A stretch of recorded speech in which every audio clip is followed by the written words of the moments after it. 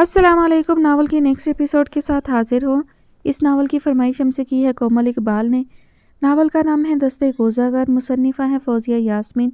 किस्त नंबर 17। नए घर में शिफ्ट होने के बाद फौरी तौर पर ज़ोबिया को सारा माहौल बड़ा अजीब लगा था। सारा दिन अजीब भागदौड़ में गुजरा और रात को थकन के बावजूद वो गहरी नींद ना सो सकी।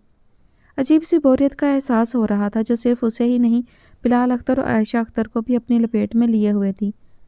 आयशा अख्तर तो बरमला अपनी बेजारी का इजहार कर रही थी, जबकि बिलाल अख्तर बज़ाहिर तो खामोश थे, मगर उनके चेहरे पर एक कोफ्त नुमाया थी। तकरीबन 3-4 दिन बाद कहीं जाकर सारी चीज़ें तरतीब से लगीं तो मकान कुछ कुछ घर लगने लगा।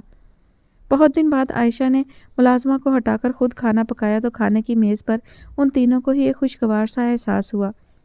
बस अब कल से तुम ही खाना पकाओगी, बिलाल अख्तर ने नैपकिन से हाथ पोंछते हुए कहा तो आयशा अख्तर उन्हें मसनूई खफगी से देखने लगी। मेरी सारे दिन की मेहनत का आप मुझे ये सिला दे रहे हैं कि इनाम की बजाय मुझे सज़ा मिल रही है। उनके अंदाज पर ज़ोबिया तक के चेहरे पर मुस्कुराहट उभर आई। लेकिन मम्मा, पापा सही कह रहे हैं, कुकिंग आपको ही करनी चाहिए। आज वाकई खाना खाकर मज़ा आया है। ज़ोबिया की बात पर वो तफाखर भरे अंदाज में मुस्कुराने लगी। ऐसा करो, ज़ोबिया को खाना पकाना सिखा दो, वैसे भी इसके पास सारा दिन करने के लिए कुछ होता भी नहीं। बिलाल अख्तर ने प्लेट ज़रा सी आगे करते हुए दोनों कोहनियाँ मेज़ पर टिका दी। जी नहीं, कोई ज़रूरत नहीं है मेरी इतनी हसीन बच्ची को किचन में जाकर अपना रंग काला करने की। वैसे भी ये दोबारा मसरूफ़ होने वाली है। मैं किसी नए कॉलेज में इसका एडमिशन करा रही हूँ। ये घर में बैठकर नहीं पढ़ सकती। आयशा अख्तर ने कहा तो ज़ोबिया की मुस्कुराहट गायब हो गई। बिलाल अख्तर ने उनकी बात पर कोई तबसरा नहीं किया, बल्कि सिर्फ उन्हें देख कर रह गए तो आयशा अख्तर भी वापस मौजू की तरफ आते हुए बोलीं, मगर ये बात तो है, इतने सालों बाद खाना पकाकर मुझे भी मज़ा आया है। मैं सोच रही हूँ कभी कभी किचन पर नज़रें करम कर ही लिया करूँ। बहुत खूब, फिर ऐसा करें, कल राइस बना लें। बिलाल अख्तर खुश दिली से बोले तो आयशा अख्तर कल के लिए मज़ीद मेन्यू तरतीब देने लगी, जबकि ज़ोबिया खामोशी से कुर्सी खिसकाकर खड़ी हो गई। मगर अभी वो डाइनिंग रूम के दरवाजे से निकली ही थी कि बिलाल अख्तर के सरगोशियाना अंदाज में उसका नाम लेने पर आगे बढ़ने की बजाय वहीं दीवार के पास रुक गई। ज़ोबिया की हालत काफ़ी बेहतर लग रही है ना? बिलाल अख्तर रुककर आयशा अख्तर के जवाब का इंतज़ार करने लगे, मगर वो खामोश रहीं तो खुद ही कहने लगे, मेरा घर बदलने का फ़ैसला गलत नहीं था। ज़ोबिया के रवैये में फ़र्क नज़र आ रहा है। वो काफ़ी पुरसकून लग रही है और फिर जो घर हमने लिया है ये भी इतना बुरा तो नहीं। हाँ, अगर थोड़ा ढूंढ कर लेते तो इसे अच्छा मिल जाता, लेकिन टाइम नहीं था। मैं फ़ौरन से बेशतर इस घर को छोड़ना चाहता था। तुम्हें अभी मेरे फैसले से इख्तलाफ है, लेकिन आगे चलकर तुम खुद मानोगी कि मैंने सही कदम उठाया था। आयशा अख्तर बगौर बिलाल अख्तर को देखती रहीं, फिर बहुत ठहर ठहर कर बोली, अगर ज़ोबिया की बीमारी की वजह आप उस घर को समझते हैं तो फिर तो आप मुझे भी उसकी बीमारी का जिम्मेदार समझते होंगे। कैसी बातें कर रही हो? बिलाल अख्तर कुछ चिढ़ गए। ठीक ही तो कह रही हूँ, आप यही सोचते हैं ना कि उस घर की वजह से हमारी बेटी को बद्दुआ लगी है, तो उसका जिम्मेदार आप मुझे ही समझते होंगे ना? आयशा अख्तर का लहजा अजीब सा था, जैसे खुद अपने आप पर हंस रही हो, मगर हंसी में रोने का अंसर भी शामिल हो। मैं ज़ोबिया का माहौल बदलना चाहता था, उसका ताल्लुक घर से नहीं है। बिलाल अख्तर ने खड़े होते हुए हतमी लहजे में कदरे गुस्से से कहा और कदम आगे बढ़ा दिए तो ज़ोबिया भी तेज़ी से कमरे की तरफ बढ़ गई। मुबादा वो उसे खड़ा हुआ ना देख लें। अपने कमरे में आकर वो काफ़ी देर तक उनकी गुफ्तगू पर गौर करती रही। पता नहीं क्या मतलब था उनकी बातों का, उसमें पूछने की हिम्मत नहीं थी और ना ही उसके पूछने पर वो बता देते। अलबत्ता उसका दिल चाह रहा था वो बिलाल अख्तर की इस गलतफहमी को ज़रूर ख़त्म कर दे कि इस घर में आकर ज़ोबिया की हालत में कोई सुधार आ गया है। पहले दिन तो उसे भी यही लगा था कि यहाँ इर्द गिर्द कहीं शाइस्ता खाला का साया नहीं है, मगर अगली ही रात उसकी खुशफहमी ने बड़ी आसानी से दम तोड़ दिया। वो अपने बाथरूम में बेसन के सामने खड़ी मुंह हाथ धो रही थी जब पानी का छींटा मुंह पर मारने के बाद उसने सीधे होते हुए आंखें खोलीं तो बेख्तियार उसके मुंह से चीख निकल गई। आईने में शाइस्ता खाला का वही भयानक चेहरा नमूदार हुआ था और पल भर में ही गायब भी हो गया था। ज़ोबिया ने फ़ौरन पलट कर देखा, मगर पीछे कुछ भी नहीं था। उसने एक बार फिर आईने की जानिब देखा, मगर वहाँ भी अब सिवाय उसके अपने अक्स के कुछ नहीं था। ज़ोबिया अपना चेहरा तौलिए से पोंछे बगैर तेज़ी से बाथरूम से निकल आई और कंबल में दुबक कर बैठ गई। कुछ देर बाद जब उसकी फूली हुई सांसें बहाल हुई तब उसने उस अक्स पर गौर करना शुरू किया तो एक बड़ी अजीब सी बात उसके सामने आई। وہ بیسن پر جھک کر منہ دھو رہی تھی۔ جب وہ سیدھی ہوئی تو آئینے میں اسے اپنی جگہ شائستہ خالہ نظر آئی تھی۔ اس کا اپنا چہرہ تو آئینے میں تھا ہی نہیں، بس صرف شائستہ خالہ اس کی بجائے آئینے میں موجود تھی۔ کچھ دیر تو وہ اس عجیب و غریب منظر پر غور کرتی رہی، مگر کوئی سرا ہاتھ آتا تو کچھ سمجھ میں بھی آتا۔ چنانچہ وہ تھک کر پاس رکھے ٹیشو باکس سے ٹیشو نکال کر چہرہ پونچھتے ہوئے سونے لیٹ گئی۔ یہ اور بات تھی کہ سوتے میں بھی اسے خواب میں وہی بھیانک چہرہ دکھائی دیتا رہا۔ کبھی وہ کسی سنسان تیز سڑک پر دوڑ رہی ہوتی تو کبھی پاگلوں کی طرح زور زور سے چیخ رہی ہوتی۔ خواب میں وہ مرد بھی تھے، بری طرح ہنستے ہوئے، بالکل ہذیانی انداز میں۔ زوبیہ کی بار بار آنکھ کھلتی رہی۔ بڑی مشکل سے آخر صبح ہوئی۔ وہ بغیر منہ ہاتھ دھوئے محض کپڑے بدل کر کمرے سے باہر آ گئی۔ عائشہ اختر نے اس کے سست چہرے کو دیکھ کر یہی سوچا کہ ان کی طرح اسے بھی نئی جگہ پر نیند نہیں آئی، اس لیے انہوں نے کوئی سوال نہیں کیا، اور اگر کرتی بھی تب بھی کون سا زوبیہ کو انہیں سچ بتانا تھا۔ اس نے تو اب ایسی باتیں کہنی ہی چھوڑ دی تھی جو سامنے والے کی سمجھ میں نہ آئے اور جسے سامنے والا سمجھنے کی کوشش بھی نہ کرے۔ نمل کا تپا ہوا چہرہ خرم کو اندر تک شانت کر گیا تھا۔ جب سے اس نے خرم پر ہاتھ اٹھایا تھا تب سے اس کے سینے میں ایک آگ سی جل رہی تھی، جو آج نمل کے چہرے پر پھیلی بے بسی دیکھ کر ایک دم ٹھنڈی سی پڑ گئی تھی۔ یونیورسٹی میں لوگوں کا حیرانی بھرا رد عمل اور اب نمل کا غصے بھرا انکار، سب کچھ عین اس کی خواہش کے مطابق تھا، کیونکہ اسے یقین تھا نمل کے انکار سے کوئی فرق نہیں پڑے گا۔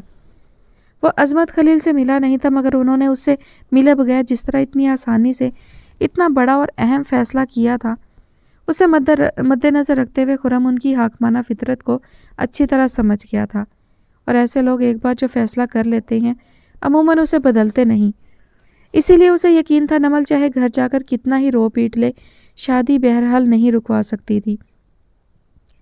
خرم سرشار سے انداز میں اپنے دوستوں میں آ کر بیٹھ گیا، گو کہ وہ کئی دن کی غیر حاضری کے بعد آیا تھا، مگر آج اس کا کوئی کلاس لینے کا دل نہیں چاہ رہا تھا۔ اسے تو بس سب کے بیچ میں بیٹھ کر اپنی فتح کا جشن منانے میں دلچسپی تھی۔ ہارون اور نادر تھوڑی دیر اس کا ساتھ دے کر لیکچر اٹینڈ کرنے چلے گئے تھے، جبکہ حمید اور وکی بددستور اس کے ساتھ براجمان تھے۔ انہیں بھی بڑا مزہ آ رہا تھا لوگوں کی مبارکباد اور حیرانیاں وصول کرنے میں۔ وہ دونوں ایسے ہی اترا رہے تھے جیسے ان دونوں نے ہی تو یہ مارکا سر کیا ہو۔ لیکن رنگ میں بھنگ ڈالتا مسز فرقان کا غصے بھرا فون آیا تو اسے نہ چاہتے ہوئے بھی وہاں سے اٹھ کر گھر آنا پڑا۔ مسز فرقان گھر پر بری طرح جھنجھلائی ہوئی تمام ملازموں اور مزدوروں پر چلائے جا رہی تھی۔ اسے دیکھتے ہی اسی لہجہ میں برس پڑی۔ خرم، میں نے تمہیں کل رات ہی منع کر دیا تھا کہ تم صبح یونیورسٹی نہیں جاؤ گے، مگر میری تو اس گھر میں کوئی سنتا ہی نہیں ہے۔ تمہارے ڈیڈ کو منع کرتی رہی کہ منگنی کی تاریخ اتنی قریب کی مت رکھیں، مگر ان کے کان پر جوں نہیں رینگی۔ پھر انہیں یہ سمجھاتی رہی کہ اگر منگنی رکھنی ہے تو کم از کم نئے گھر میں نہ رکھیں، گھر کی شفٹنگ میں کوئی بچوں کا کھیل نہیں ہے، مگر انہوں نے یہاں بھی میری نہیں سنی۔ کم از کم میری اتنی بات تو ماننی چاہیے کہ اتنی مصروفیت کے ٹائم پر تم اور تمہارے ڈیڈ اپنے روٹین کے کام چھوڑ کر میرے ساتھ شفٹنگ میں مدد کروا دیں۔ آخر میں اکیلی کیا کیا دیکھوں۔ مسز فرقان حسب عادت بغیر رکے شروع ہو گئی تھی۔ خرم پرسکون انداز میں انہیں بگڑتا دیکھتا رہا اور ان کی بات ختم ہونے پر خوش دلی سے ہنس دیا۔ ریلیکس ماؤ، why are you so tense, میں سب سنبھال لوں گا۔ خرم کا اطمینان دلانا انہیں اور بھڑکا گیا۔ وہ مزید غصہ کرنے لگیں تو خرم بظاہر سنجیدہ ہوتے ہوئے فوراً حرکت میں آ گیا۔ مزدور سامان ٹرک میں لوڈ کر کے نئے گھر میں لے جانے کے لیے تیار کھڑے تھے۔ سامان سے بھرا ایک ٹرک پہلے ہی گھر پہنچ چکا تھا، جس کے ساتھ ان کے بھروسے کا ایک بہت پرانا ملازم بھی گیا تھا۔ اس کے جانے سے مسز فرقان کو کافی دقت ہو گئی تھی۔ اب ان کی سمجھ میں نہیں آ رہا تھا یہاں پر سامان کس طرح چڑھوائیں، پہلے کون سے کمرے کا فرنیچر بھیجیں۔ تبھی انہوں نے غصے میں خرم کو فون کیا تھا، اور اب خرم کے آ جانے پر انہوں نے اس ملازم کو واپس گھر بلا لیا تھا اور خرم کو نئے گھر پہنچنے کے لیے کہہ دیا تو خرم فوراً ہی وہاں سے نکل گیا۔ وہ نیا گھر اس دن کی نسبت آج بالکل الگ لگ رہا تھا۔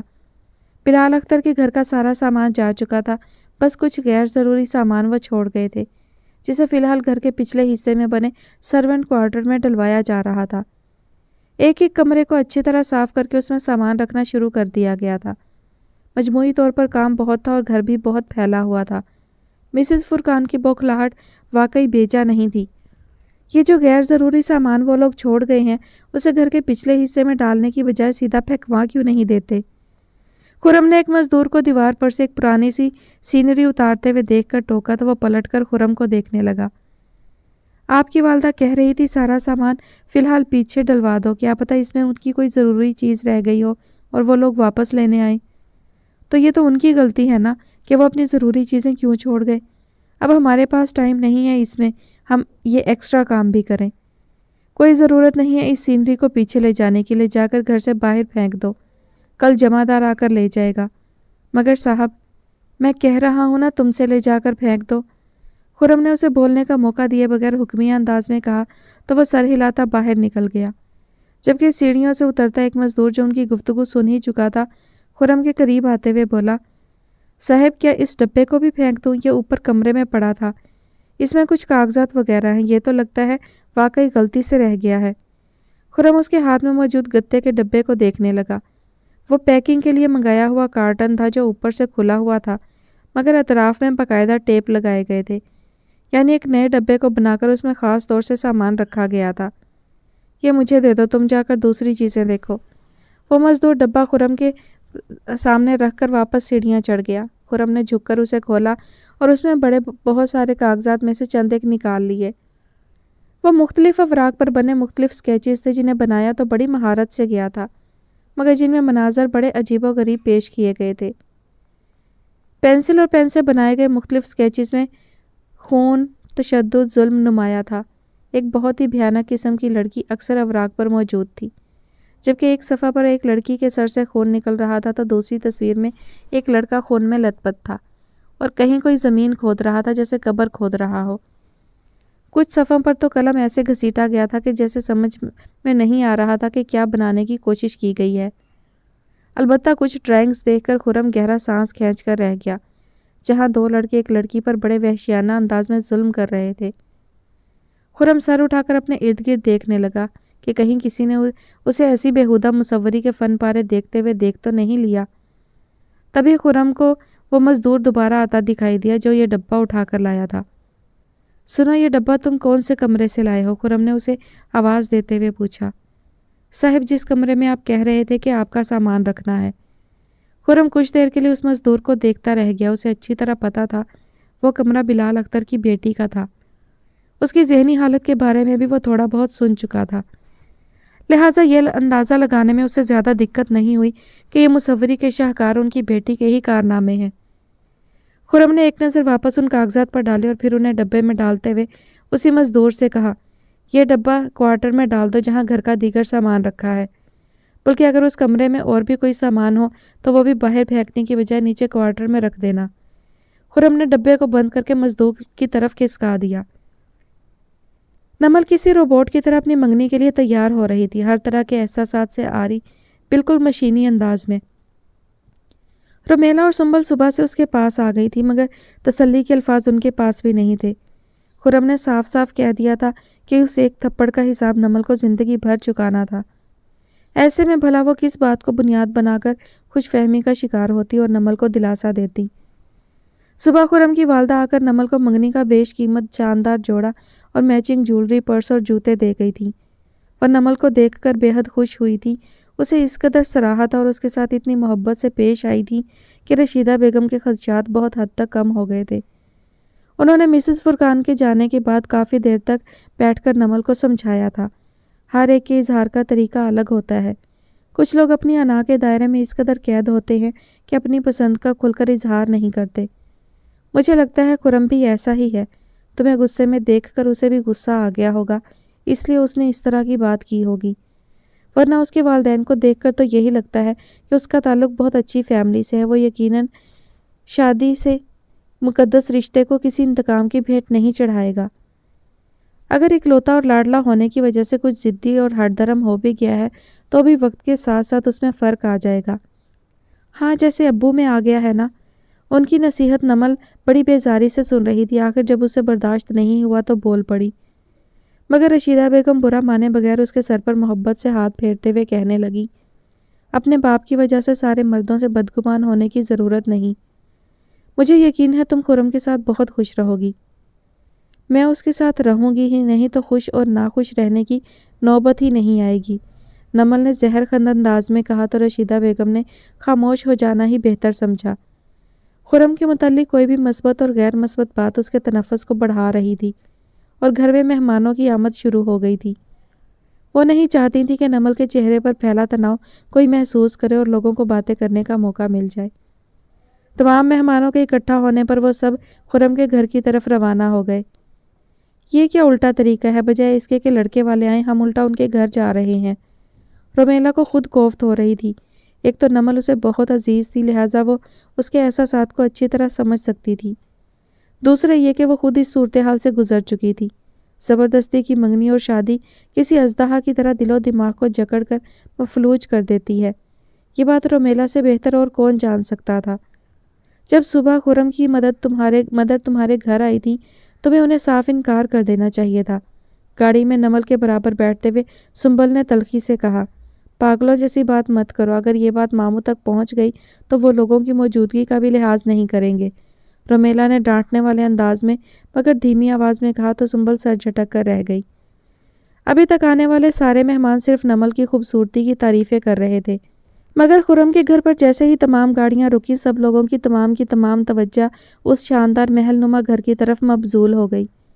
पल भर के लिए तो रोमेला और सुंबल भी सब कुछ भुलाकर घर की शानदार इमारत और टाइलों के जरिए की गई उसकी शानदार सजावट को देखकर पलक तक झपकना भूल गई। क्या बात है नमल, क्या ऊंची जगह हाथ मारा है तुमने।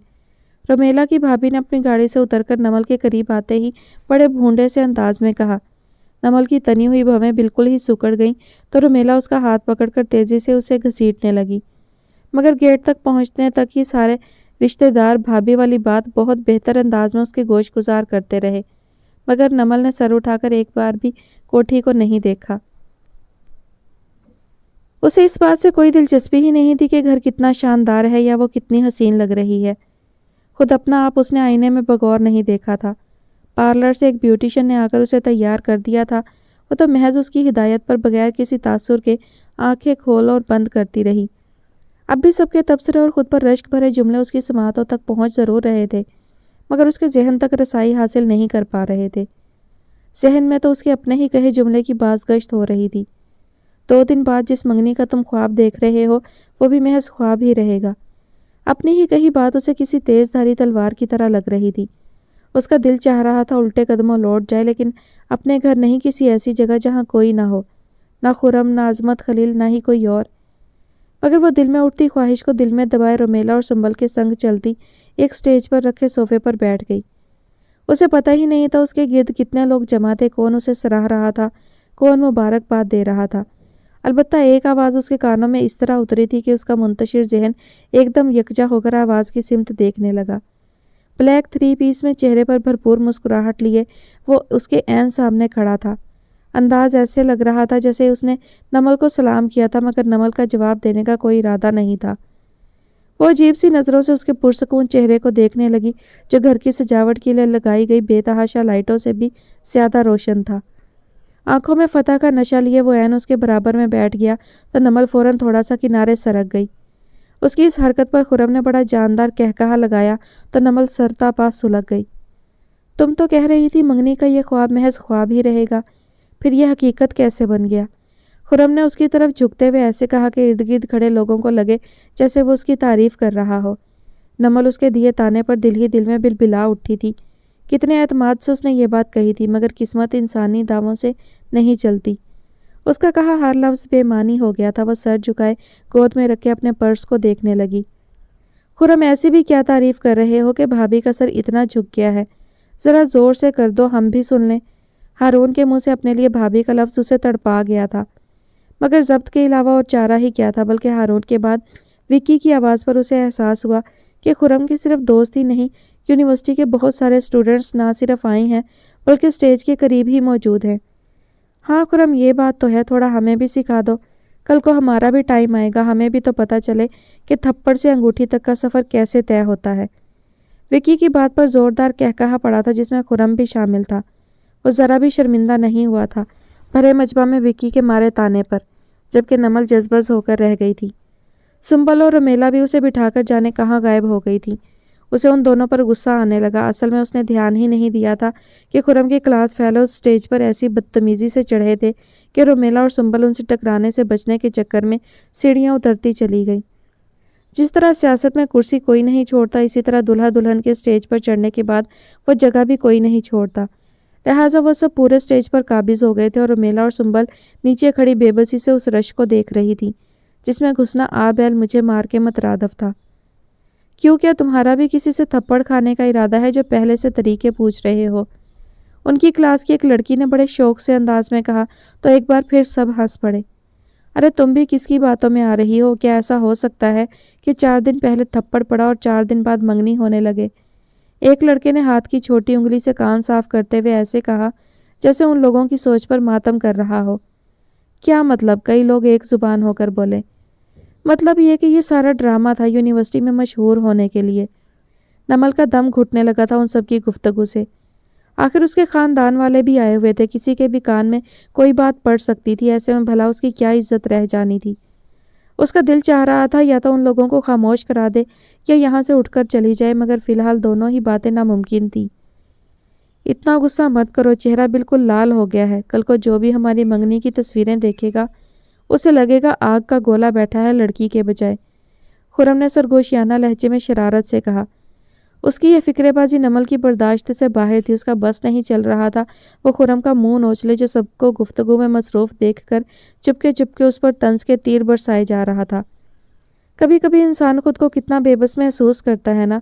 दिल चाह रहा होता है सामने बैठे शख्स का खून कर दे, मगर रस्म व रिवाज और कायदे कानून पाँव की जंजीर बन जाते हैं। पता है बाज़ लोग जब ये जंजीर नहीं तोड़ पाते तो अपना ही पाँव काट लेते हैं। खुर्रम का शौक लहजा एकदम संजीदा हो गया। नमल बेख्तियार पलकें उठाकर उसकी तरफ देखने लगी जो बिल्कुल सपाट लहजे में कह रहा था। ऐसा सिर्फ बेबसी के इंतहाई मुकाम पर पहुंचने के बाद होता है, जब कोई ऐसा रिश्ता जिसे बर्दाश्त करने की सक्कत ना हो और तोड़ने की औकात ना हो अस्तवार हो जाए तो इंसान अपनी बेबसी का तमाशा देखने की बजाय खुद को ख़त्म करने के तरीके सोचने लगता है। खुर्रम का लहजा जितना सख्त था उससे भी कहीं ज़्यादा नमल की अपने पर्स पर गिरफ्त सख्त हो गई थी। वो तो खुदा का शुक्र था कि उसी वक्त खुर्रम की वालदा मिसेस फुरकान के स्टेज पर आ जाने से ना सिर्फ खुर्रम के दोस्तों और उसके क्लास फेलोज का जमघटा नीचे उतर गया, बल्कि खुर्रम के तंजो ताना को भी ब्रेक लग गए। रोमेला की शादी के हंगामे शुरू हुए तो नमल ने हर एहसास को पसे पुश्त डाल दिया। वैसे भी खुर्रम से मंगनी हो जाने के बाद अब यूनिवर्सिटी में लोगों के लिए करने को ज़्यादा बातें नहीं रही थी। जब तक आग नज़र नहीं आती लोग धुएं को देखकर मुतजस्सस होते हैं। एक बार चिंगारियां अपनी आंखों से देख लें उसके बाद बुझी राख को कोई अहमियत नहीं देता। सबके खामोश हो जाने की वजह से नमल भी किसी हद तक एतदाल पर आ गई थी। अलबत्ता खुर्रम से सामना होने पर उसका दबा गुस्सा उभरने लगता, क्योंकि खुर्रम उसे देखते ही दिल चलाने वाली मुस्कुराहट लबों पर सजा लेता। उसके पास से गुजरते वक्त कोई ना कोई फिक्रा उसकी तरफ उछाल देता, ख़ास तौर पर उसे नमल की बजाय मिसेस खुर्रम कहकर तपा कर रख देता। मगर इन मौक़ों पर नमल हमेशा उसे नज़रअंदाज करके आगे बढ़ जाती। वो यूनिवर्सिटी में मज़ीद कोई तमाशा नहीं बनाना चाहती थी। लोगों ने उन दोनों के बारे में बात करनी कम कर दी थी। ऐसे में वो कोई हरकत करके सर्द पड़ती आग को हवा नहीं देना चाहती थी। फिर रोमेला की शादी ने भी उसकी ज़हनी तवज्जो वक्ती तौर पर इन बातों से हटा दी। वो और सुंबल हर फंक्शन के लिए बड़े एहतमाम से कपड़े बना रही थीं, बल्कि ज़्यादातर तो उन्होंने रेडीमेड कपड़े ही ले लिए थे कि कपड़े सिलवाने का वक्त नहीं था। वो दोनों बाजार जाती तो रोमेला को भी अपने साथ घसीट लेती।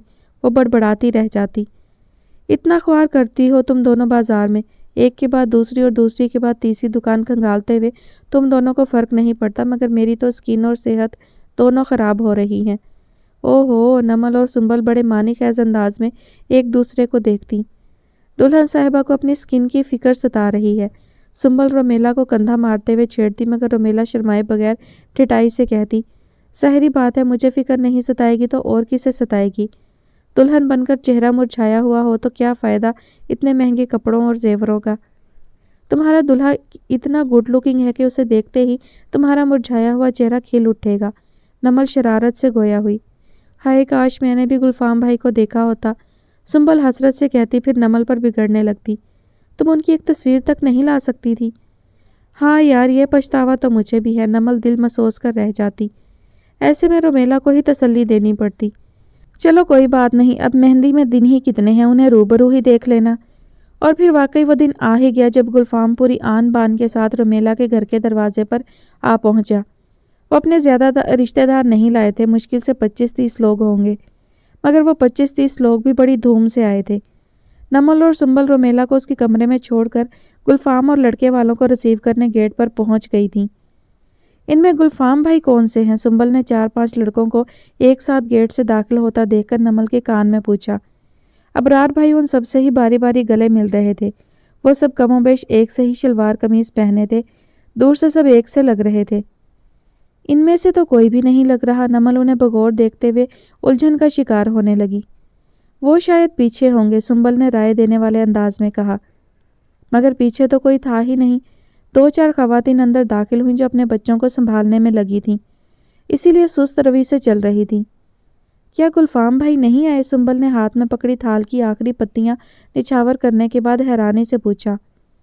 आए तो ज़रूर होंगे, शायद मैं देख नहीं सकी। नमल ने मेहमानों का जायजा लेते हुए कहा ही था कि लान के वस्त में रखी कुर्सी पर उन्हीं 4-5 लड़कों में से एक आकर बैठ गया। ये कुर्सी खास दुल्हा के लिए रखी गई थी और अबरार भाई ने उसे खास तौर पर वहां लाकर बिठाया था। ये होंगे ना गुलफाम भाई? तुमने उन्हें पैंट शर्ट में देखा था ना, इसलिए शलवार कमीज में पहचान नहीं सकी होगी। सुंबल ने कहने के साथ ही दुल्हा की तरफ कदम बढ़ा दिए। वो करीब जाकर उसका बगौर जायजा लेना चाहती तो नमल भी यही थी, मगर उसके कदम मन भर के हो गए थे। वो इतनी दूर नहीं था कि उसका चेहरा वाज़ेह तौर पर नजर ना आता, और ना ही नमल की नज़र इतनी कमज़ोर थी कि वो खुद से तकरीबन 15 फुट के फासले पर बैठे शख्स का चेहरा न पहचान सके। फिर भी नमल खुद को यही तसल्ली देते हुए आगे बढ़ने लगी कि उसने शलवार कमीज पहन रखा है और बाल कुछ लंबे कर लिए हैं, इसलिए उस दिन से ज़रा मुख्तलिफ लग रहा है। मगर आखिर कब तक उससे 5 फुट की दूरी पर पहुंचकर नमल के पास खुद को बहलाने के लिए कोई बहाना नहीं बचा था। उसके सिर्फ बाल और कपड़े उस कनाडा वाले गुलफाम से मुख्तलिफ नहीं थे, बल्कि उसकी शक्ल ही यकसर मुख्तलिफ थी। ना वो कद काठ था, ना वो रंग और आंखें थी, ना वो लहजा और अंदाज था, और ना ही ये वो बंदा था। नमल बिल्कुल सुन्न हो गई थी। वो बेयकीनी से उसे देख रही थी। अगर ये गुलफाम था तो वो कौन था जिससे वो मिलकर आई थी? और अगर वो गुलफाम था तो ये कौन है जिससे रुमेला की 3 दिन बाद शादी होने वाली थी और जिसके साथ आज रुमेला की मुश्तरका मेहंदी थी? नमल बिल्कुल बुत बनी खड़ी थी। सुंबल भी करीब से उसका जायजा लेने के बाद नमल के पास ही आ खड़ी हुई। मेरे जहन में गुलफाम भाई का नक्शा बिल्कुल मुख्तलिफ था। मैंने कुछ और ही खाका बना लिया था। सुंबल का अंदाज थोड़ा बुझा हुआ सा था। वो अपनी दोस्त के होने वाले शोहर के लिए खुलकर नापसंदीदगी का इजहार नहीं करना चाहती थी, लेकिन वो गुलफाम से मिलकर मायूस हुई थी जो उसके चेहरे से जाहिर हो रहा था। तुमने बताने में ज़रा मुबालगा आराई से काम लिया था। सुंबल ने अपने अंदाज में थोड़ी शौखी भरने की कोशिश की। ये वो गुलफाम नहीं है जिससे मैं मिली थी, नमल खुद कलामी के अंदाज में बोली। क्या मतलब? सुंबल चौंकी, फिर एक नज़र गुलफाम को बेयकीनी से देखती नमल को देखकर दुल्हा की जगह पर गुलफाम को देखने लगी। मैं जिस गुलफाम से कनाडा में मिली थी वो ये नहीं था। नमल अब भी बड़बड़ाने वाले अंदाज में बोल रही थी। कैसी बातें कर रही हो नमल, होश में तो हो। सुंबल झिंझलाई तो नमल ऐसे चौंकी जैसे वाकई बेहोशी से होश में आई हो। मैं ठीक कह रही हूँ, ये कोई और है, ये वो नहीं है। और अगर ये गुलफाम है तो वो कोई और था जो मुझे कनाडा मिला था। अब उन दोनों में से असली गुलफाम कौन है? ये बहस यहाँ बिल्कुल बेकार है। सवाल यह है कि मुझसे ये झूठ क्यों बोला गया? ज़रूर कहीं कोई गड़बड़ है। जिस लड़के से वो रुमेला की शादी करने जा रहे हैं वो जाफ़र भाई के सामने लड़के को लाए ही नहीं, जबकि जिस लड़के को वो सामने लाए थे उससे रुमेला की शादी हो ही नहीं रही। ये धोखा उन्होंने सिर्फ लड़के की शक्ल छुपाने के लिए तो नहीं किया होगा। ज़रूर इसके पीछे और भी असबाब होंगे। जो शख्स यहाँ दुल्हा की जगह बैठा है, अगर जाफ़र भाई उससे कनाडा में मिलते तो ये मुमकिन था वो इस रिश्ते से इनकार कर देते। इसीलिए उन लोगों ने एक ऐसे शख्स को सामने कर दिया जिसके लिए जाफ़र भाई मना कर ही ना सकें।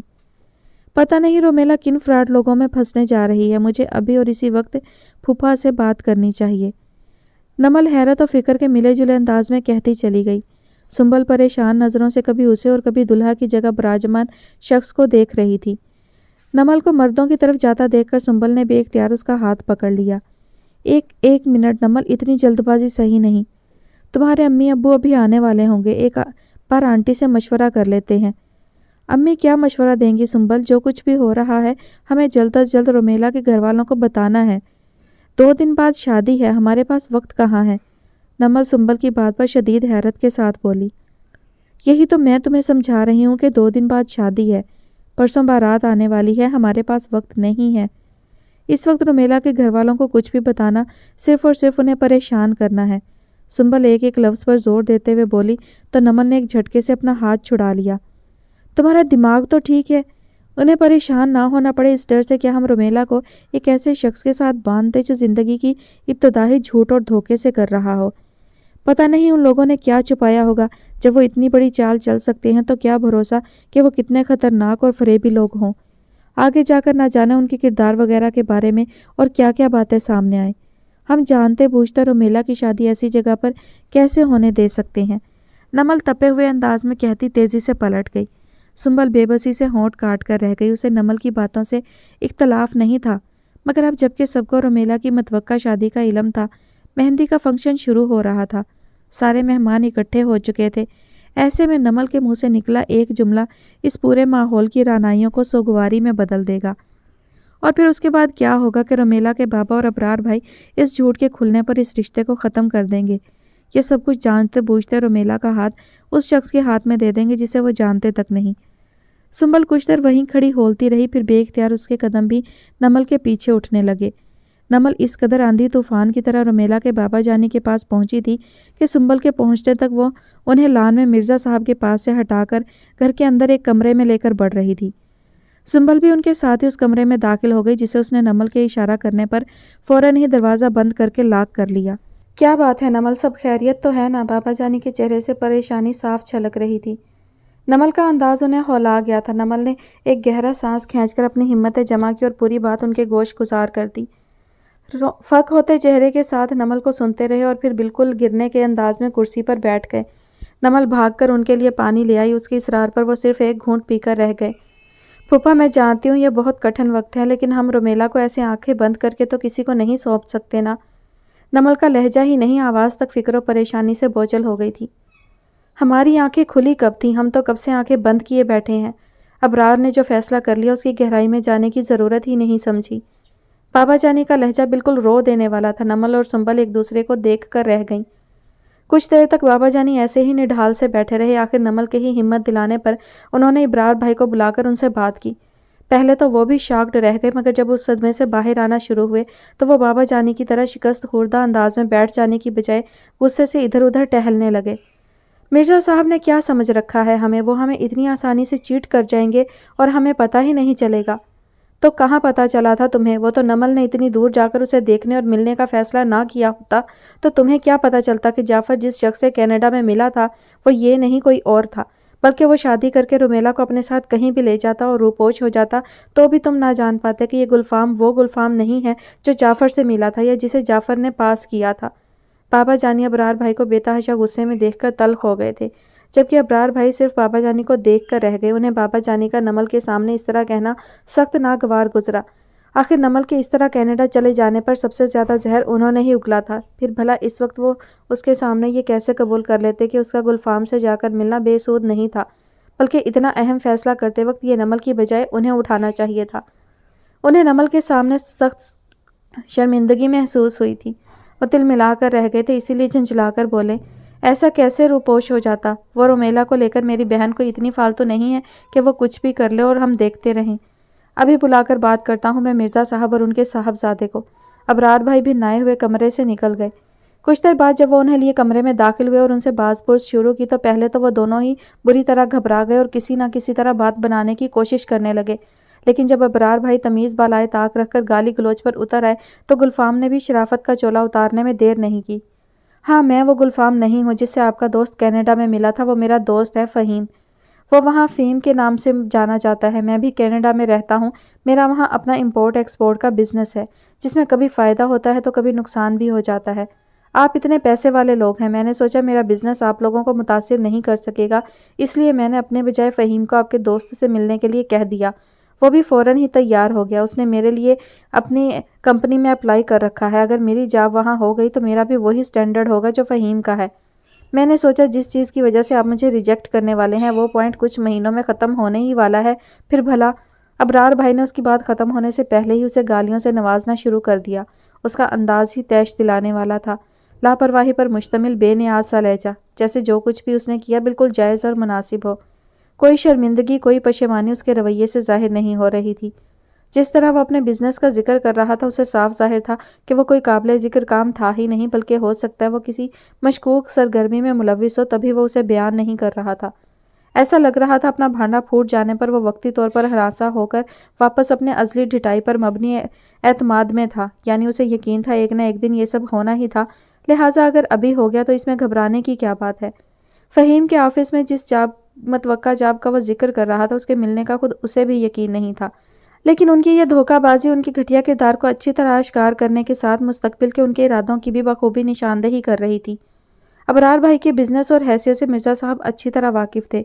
رومیلا سے اپنے بیٹے کی شادی کرنے کی صورت میں انہیں ایک اچھے خاندان کی خوبصورت پڑھی لکھی لڑکی ملنے کے ساتھ ساتھ معاشی طور پر مستحکم سہارا بھی مل جاتا۔ ایک بار شادی ہو جانے کے بعد گلفام کے بارے میں کچھ بھی پتہ چلتا، وہ کون سا ان کا کچھ بگاڑ سکتے تھے، بلکہ بہن کا گھر بسائے رکھنے کے لیے وہ چاروں ناچار مالی طور پر اس کی مدد کرنے پر بھی مجبور رہتے۔ لیکن ابرار بھائی کی فطرت سے واقف نہیں تھے، ان کے لیے بہن کی زندگی اور بہن کا گھر ثانوی چیز تھی اور اپنی حیثیت اور اپنا غرور اولین ترجیح تھی۔ شادی ہو جانے کے باوجود بھی وہ گلفام کی دھوکہ بازی اور منصوبہ بندی کو کامیاب نہ ہونے دیتے۔ وہ اس کی معاشی طور پر مدد کرنا تو درکنار، رومیلا کو بھی اپنے گھر لا کر بٹھا لیتے اور اگر رومیلا اس کے لیے تیار نہ ہوتی تو اس سے بھی قطع تعلق کر لیتے۔ پھر ابھی تو کوئی مسئلہ ہی نہیں تھا، ابھی تو شادی سے پہلے ہی اس کی اصلیت سامنے آ گئی تھی۔ چنانچہ انہوں نے بدنامی اور مہمانوں سے بھرے گھر کی فکر و لحاظ کے بغیر انہیں اسی وقت چپ چاپ واپس جانے کا حکم صادر کر دیا۔ دل تو چاہ رہا ہے میں تمہارے خلاف قانونی کارروائی کروں، مگر تم میری رشتہ داری تو کیا میری دشمنی کے بھی قابل نہیں ہو، ابرار بھائی نے زہر خند لہجے میں کہا۔ نمل اور سنبل اس صورتحال پر پریشان تو تھے، مگر بابا جانی کی تو حالت غیر ہو رہی تھی۔ شادی سے 2 دن پہلے اس طرح رشتہ ٹوٹنے پر ان کی بیٹی کی کیا عزت رہ جائے گی سماج میں۔ وہ صدمے کے مارے کچھ کہنے کے قابل نہیں رہے تھے، جبکہ ان کے خدشات کو گلفام نے بڑی تلخی سے زبان دیتے ہوئے کہا، بچکانہ باتیں مت کریں ابرار بھائی، یہ آپ بھی جانتے ہیں کہ آپ میرے خلاف اگر کوئی قانونی کارروائی کر بھی لیں تو عدالت میں کچھ ثابت نہیں کر سکیں گے، الٹا آپ کی بہن ہی بدنامی ہوگی۔ میری مانے تو غصہ تھوک دیں اور رومیلا کو چپ چاپ میرے ساتھ رخصت کر دیں۔ اس طرح شادی سے 2 دن پہلے اگر بارات لوٹ گئی تو وہ ساری زندگی آپ کی دہلیز پر بیٹھی رہے گی۔ زبان سنبھال کر بات کرو، ابرار بھائی نے بری طرح طیش میں آتے ہوئے اسے 2-4 گالیاں دیتے ہوئے کہا۔ یہی نہیں، انہوں نے آگے بڑھ کر اس کا گریبان پکڑ لیا تھا۔ مرزا صاحب کے علاوہ کمرے میں موجود باقی تینوں نفوس ایک متوقع ہاتھا پائی پر دل تھامنے پر مجبور ہو گئے۔ ہوش سے کام لیں ابرار بھائی، گلفام نے ان کے غصے سے متاثر ہوئے بغیر بڑے سکون سے اپنا کالر ان کی گرفت سے چھڑا لیا۔ میں غلط نہیں کہہ رہا ہوں، اگر میں بارات لے کر پرسوں نہیں آیا تو مجھے کوئی فرق نہیں پڑے گا، لیکن رومیلا کی زندگی برباد ہو جائے گی۔ کیا سوچیں گے لوگ اس کے بارے میں؟ جانے کیسا کردار تھا اس کا جو شادی سے 2 دن پہلے اس کا رشتہ ختم ہو گیا۔ ایسے معاملوں میں ملبہ صرف عورت پر گرتا ہے، مرد پر تو حرف بھی نہیں آتا۔ بند کرو اپنی بکواس، میں لوگوں کی باتیں بنانے کے ڈر سے تمہارے جیسے گرے ہوئے شخص کے ہاتھ میں اپنی بہن کا ہاتھ کبھی نہیں دوں گا۔ مجھے معاشرے اور سماج کی اونچ نیچ کے دائروں میں گھما کر تم اپنا مطلب نہیں نکال سکتے۔ میں اچھی طرح جانتا ہوں تم یہ سب رومیلا کی فکر میں نہیں کہہ رہے، بلکہ مجھے انڈر پریشر لانا چاہتے ہو، مگر تمہاری اطلاع کے لیے عرض ہے، میں اس کے لیے تمہارے جیسے 10 گلفام خرید سکتا ہوں۔ ابرار بھائی کسی طور ماننے کے لیے تیار نہیں تھے۔ وہ اپنے سارے حربے بیکار جاتے دیکھ کر کچھ بیزار سا ہو گیا تھا، تبھی بولا، میرے جیسے ہی خریدنے ہیں تو مجھ سے ہی بیاہ دیں، کیا ضرورت ہے اپنی عزت اور بہن کا تماشا بنانے کی۔ یہ تو آپ بھی جانتے ہیں کہ جس لڑکی کی بارات 2 دن پہلے واپس پلٹ جائے، اس کے لیے کسی اچھے خاندان، کسی اچھے لڑکے کے والدین دست طلب نہیں پھیلاتے۔ اب آپ کو آپ کی حیثیت اور شان و شوکت کے مطابق کوئی رشتہ تو ملے گا ہی نہیں۔ کسی فٹ پاتھ پر بیٹھے بے روزگار نوجوان کو جہیز کا لالچ دے کر رومیلا سے شادی پر رضامند کرنے سے تو بہتر ہے کہ آپ اسی تاریخ کو میرے ساتھ رخصت کر دیں، جس تاریخ کے کارڈ آپ پورے شہر میں بانٹ چکے ہیں۔ ابرار بھائی کی برداشت جواب دے گئی اور انہوں نے گلفام کے منہ پر مکوں کی بارش کر دی۔ گلفام نے اپنا بچاؤ کرنے کی کوشش کی، مگر جب کامیاب نہیں ہو سکا تو مرزا صاحب اس کی ڈھال بن گئے۔ چھوڑ دو اسے ابرار، ہم جا رہے ہیں، ابھی اور اسی وقت جا رہے ہیں، مرزا صاحب لجاجت سے بولے۔ ابرار بھائی بھی رک گئے، ویسے بھی وہ بری طرح ہانپنے لگے تھے اس پر ہاتھ اٹھا کر۔ اگر اپنے بیٹے کو زندہ دیکھنا چاہتے ہیں تو اسے فوراً یہاں سے لے جائیں، ابھی اور اسی وقت، ابرار نے گررا کر کہا۔ مرزا صاحب اس کی مدد کو آگے بڑھے تو گلفام نے ان کا ہاتھ جھٹک دیا اور خود اٹھ کر دروازے کی طرف بڑھنے لگا۔ ابھی اس نے دروازے کے ہینڈل کو اپنی گرفت میں لیا ہی تھا کہ ابرار بھائی ایک ایک لفظ چبا کر کہنے لگے، اس غلط فہمی میں مت رہنا کہ تمہارے بارات نہ لانے سے میری بہن اسی چوکھٹ پر بیٹھی رہ جائے گی۔ تم دیکھ لینا 2 دن بعد اسی تاریخ کو رومیلا کی شادی ہوگی، جس تاریخ کے کارڈ میں پورے شہر میں بانٹ چکا ہوں، اور وہ بھی کسی فٹ پاتھ پر بیٹھے بے روزگار جہیز کے لالچی سے نہیں، بلکہ بہت اچھے خاندان کے بہت کامیاب لڑکے سے، جس کے ساتھ شادی کسی بھی لڑکی کے لیے باعث فخر ہو۔ ابرار بھائی کے لہجے میں چٹانوں سی سختی تھی۔ گلفام اور مرزا صاحب تو کیا، بابا جانی، نمل اور سنبل بھی حیران پریشان نظروں سے ابرار بھائی کو دیکھتے رہ گئے۔ باقی سب لوگ تو اپنی جگہ جوں کے توں ساکت کھڑے رہے، البتہ گلفام سر جھٹکتا کمرے سے باہر نکل گیا۔ مرزا صاحب ایسے کھڑے رہے جیسے کچھ کہنا چاہ رہے ہوں مگر ہمت نہ پڑ رہی ہو۔ آپ کو جوتے پڑیں گے کیا تبھی تسلی ہوگی، ورنہ اسی آس میں کھڑے رہیں گے کہ ہم شاید اب بھی رشتہ داری بخش دیں؟ ابرار بھائی نے ہتک آمیز لہجے میں کہا تو وہ بگلے جھانکتے کمرے سے باہر نکل گئے۔ ان کے کمرے سے نکلتے ہی سب ہوش و خرد کی دنیا میں واپس آ گئے۔ سب سے پہلے بابا جان نے کراہنے والے انداز میں ابرار کو مخاطب کرتے ہوئے کہا کہ تم نے کیا کر دیا ابرار، ہم تو برباد ہو گئے۔ ہم برباد ہوئے نہیں، برباد ہونے سے بچ گئے، ابرار بھائی اسی سابقہ لہجے میں بولے جس میں وہ گلفام اور مرزا صاحب سے مخاطب تھے۔ بابا جانی کچھ دیر تعصب بھری نظروں سے انہیں دیکھتے رہے، پھر آہستہ آہستہ نفی میں سر ہلاتے ہوئے دھیمے لہجے میں بولے، اتنا بڑا اور اہم فیصلہ اس قدر آنکھیں بند کر کے کیا تھا تم نے، اور تمہارے ساتھ ساتھ میں نے بھی۔ میں سب کچھ تم پر چھوڑ کر جانے کیوں اتنا مطمئن ہو گیا کہ اگر مگر کے چکر میں پڑنے کی ضرورت نہیں ہے، جو ہونا تھا سو ہو گیا، رومیلا کی قسمت میں یہی لکھا تھا۔ ابرار بھائی کسی طور اپنی غلطی ماننے کے لیے تیار نہیں تھے۔ سنبل اور نمل ان کی اس درجہ ٹھٹائی پر صرف ہونٹ بھینچ کر رہ گئیں۔ نمل نے تو صرف بابا جانی کی حالت کے پیش نظر خود کو کوئی سخت بات کہنے سے روکا تھا، ورنہ دل تو چاہ رہا تھا انہیں کھری کھری سنا دے۔ قسمت کو دہائی مت دو، تم نے اس کی زندگی خراب کی ہے، گلفام کے سامنے بڑے بڑے ڈائیلاگ بول دینے سے کچھ نہیں ہوتا۔ سچ وہی ہے جو گلفام کہہ کر گیا ہے، کسی اچھے خاندان کا اچھا چشم و چراغ اس کا ہاتھ ہرگز نہیں تھامے گا، کسی دولت کے لالچی۔ یہ وقت یہاں بیٹھ کر بیان کرنے کا نہیں ہے، ابرار بھائی بری طرح چڑ کر بولے۔ اپنے باپ کی حالت کو سمجھنا اور انہیں تسلی دینا تو دور کی بات تھی، انہیں تو بابا جانی کا افسوس کرنا بھی زہر لگ رہا تھا۔ اور کیوں نہ لگتا، اس سب کے ذمہ دار ابرار بھائی ہی تو تھے۔